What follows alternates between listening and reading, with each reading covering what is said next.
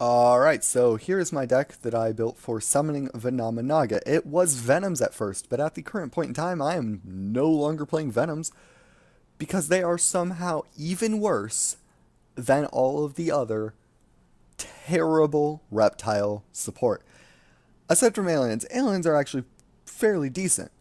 Um, alright, so let's get into this. I am playing pretty much all the other archetypes. Wait, this build. Oh shoot. Okay. As far as the replay, I'm not playing Ghost of a Grudge. I'm playing Worm Yagan and I'm playing two Worm Zex in there. But this is what I'm playing now. Um, so three Alien Shock Troop, Divine Serpent Gay because it's somehow better than the rest of the reptile pool. The one Vennominaga because you only need one, and I'd rather not play more of her. Vasky because I am playing Naga. Two Phenomenon because you have to have this card to summon it. So there you go. And I have summoned two of them in one game, so that is a thing. Um, Gores because I take damage. And my board's not that hard to clear since nothing except for Vennominaga is immune to anything. And that hurts. Yeah, so third Goblinberg, two Gentlemander, and two Kage Surukage. I don't know how they want this pronounced in English. Konami TCG, please use some freaking spaces in your card names. Because I don't know if you want that Kageta Kage or Kage to Kage, in which case there would be spaces. But yeah, I'm just going to say it in Japanese so it's shadow into shadow. Or shadow made into shadow, or made from shadow. However that properly translates, I don't know Japanese. So, yeah. Kage Surukage, two of those. These cards just make it easier to make King of the Skull Servant so you can get more cards because reptiles don't have good cards. So you need that to get something so you can at least get Alien Ammonite to make some kind of play. And by that, I mean you can make Golgar and hope your opponent's playing Dark Magician so that they have face-up cards on the field. Or Pendulums. Pendulums work too. Um, yeah, and Rescue Rabbit because of some of these. Two of Ghost Ogre, I'd be playing more, but I don't have the space to do so. Two Ammonite. Again, this card's good, but you have to actually have an Alien Shock Trooper in the graveyard, which means you have to have Snake Rain, which means you have to have another card you're willing to discard, which means you have less cards in hand, which means you don't have the combo you need to be able to actually summon Vennominaga. So, yeah, that's a thing. Um, Sinister Serpent, because, again, like Gay, somehow there isn't better stuff in the pool of reptile cards. 2x Reptilimuro, because they can summon each other when destroyed by battle. And that's what the reptile pool has. Reptilianne Naga, I love this card. This card is actually really good. Okay, so this card can't be destroyed by battle, and anything that fights it, its attack becomes 0. She does change to attack position, but if she's in attack position and your opponent attacks into her, damage equals reptile, you get to summon Phenomenon, and then if you also have Offering and Rise, and you've activated Snake Rain at some point, and then you can actually summon Vennominaga at a decent amount of attack power. So, that is nice.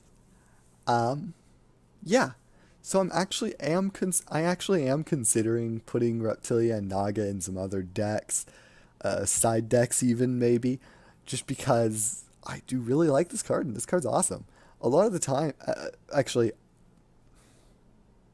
99.99% of the time, you don't summon Vennominaga. You just win off of the combination of Reptilianne Naga and Alien Shock and just top deck Alien Shock Trooper to attack their monster. That's really pathetic, but yeah, best cards in this deck, MVP cards. Reptilianne Naga and Alien Shock Trooper, man. Yep. So and that is as far as the monsters go. I mean, truly, it's offering the Snake Deity.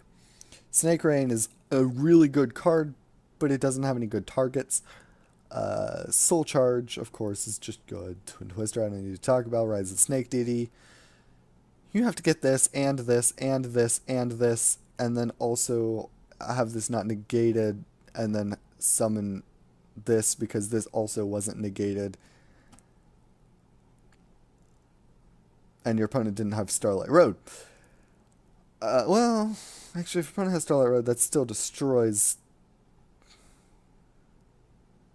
that. No, it happens at the same time. Starlight Road negates it. So your opponent has 3, 4 chances to negate your ability to summon Vennominaga, even if you have everything. And you have to have also had Snake Rain so that you have a decent amount of reptiles in the graveyard. So, yay, that's good. And that only puts Vennominaga at 2,500. But if you've used Reptilianne Naga, then that's okay. Not to waste too much more time, I'm playing Ghost of the Grudge. In the replay I'm going to show, I am playing Worm Yagan and 2 Worm Zeks. So the Ghost of a Grudge aren't in here, and the build is slightly different. I'm only playing 1 Gentomander so that I can fit the second Worm Zex in there, but I decided to just take out the Worm Zex and Yagan in favor of just playing Ghost of a Grudge. So, there you go. That's pretty much the deck. If you don't know what this does, you'll see what these do. Anyway, moving on. We got versus Dark World. Not Dark World. Sorry. Dark Lord. So Dark Lord are a very bricky deck. As you can see, though, they just draw a whole bunch of cards on their first turn and have Yuki Usagi. Or, I'm sorry, Ghost Ogre and Snow Rabbit. So they do the Dark Lord thing, which isn't much. But does have Mounted Bound Creator, and I have Twin Twister though, so I don't care about that. Now here this comes in, they activate. I activate Kage Kage since Worm Yagan is a terrible card that can only be summoned when you have only this other terrible card on the field. So yeah, now they've negated that, so I'm back to Reptilianne Naga Stat 1. And here you see Reptilianne Naga being amazing. I love this card right here, man. So here I summon Sinister Serpent, and my opponent takes Naga, and I activate this and blow up my opponent's entire board with Sinister Serpent.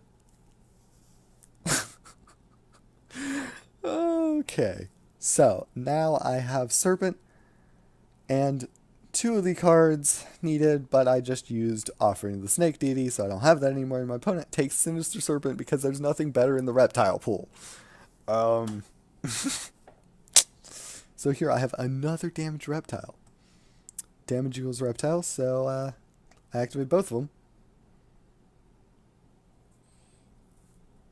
And go for Vennominaga and Naga. I go for Naga just because I like her. So, yeah, there you go. I still have Offering, but I summon Sinister Serpent just because I can get that 300 more damage, and that puts my opponent at 700. So, yeah, at 700 life points, you're in a pretty bad situation. Vennominaga can't be affected by anything, and my opponent can't really do anything about this. Now, they could have destroyed damage equals reptile with Ghost Ogre, but Ghost Ogre doesn't negate, so yeah, that wouldn't do anything.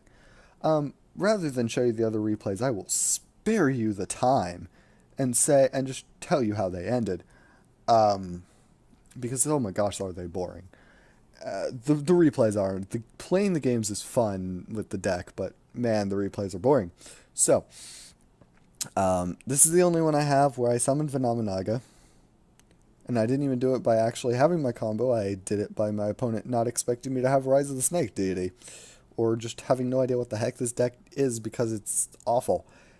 But yeah, I when I win, it's either by I Reptilianne Naga affects an opponent's monster while they're at 1900 life points or lower, because I've rushed early game and dealt that much, because I can do that, and I did against a Dark Magician. That game's actually fairly interesting, but I still don't think it's very fun to watch. Um, I showed you this one because I summoned Vennominaga. That's the only thing that got this one above that one. But, yeah, so opponent's monster's affected by Naga, and then I top deck Shock Troops, Alien Shock Trooper, and attack it and kill them. Or I top deck Alien Shock Trooper after I've used Offering to the Snake Deity, attack them directly, and kill them. So, yeah, or they just surrender. Lots of games, my opponent just surrendered, and I wish I had saved the replays for them, because I actually did summon Vennominaga a few more times when my opponent had just surrendered. Now at this point I had realized, okay, I'm not going to get a replay where I summon Vennominaga and my opponent doesn't surrender. So that's why I saved this one, and that's unfortunate. But, yeah, I can summon Vennominaga in here. It can happen. More than likely, though, it's just you're using damage equals reptile to be efficient, and you're just being more efficient than your opponent at doing things. And you have Reptilianne Naga, and that's how you win with this deck. So, yeah, I'm sorry I'm not giving you, like, I've made Vennominaga deck as good as Lightsworn, but I didn't, and it's not that good. In the reptile pool, I was really hoping for that. That was my hope and my goal. But you know what? I have achieved making the deck playable. I have certainly played against meta decks and frustrated the heck out of them. I didn't win though. But I can frustrate the heck out of some meta decks, and you know what? That's good enough for me. The deck's fun. I would definitely recommend trying this deck out, and of course, if you've got anything you want to say about what could make this deck better, please do. I've tried a lot of different things with this deck. The reptile pool, just as I said, isn't very good. I think just straight aliens, just playing pure aliens, is actually far better than this. But I wanted to summon Vennominaga. I really wanted to play Venoms, but those have problems. So this is what I ended up with, was a just juxtaposition of all of the reptile archetypes, now minus worms and venom. So yeah, but at least at this point it also had worms in it. So yeah, sorry that was a little underwhelming, but that's what I got. So till next time.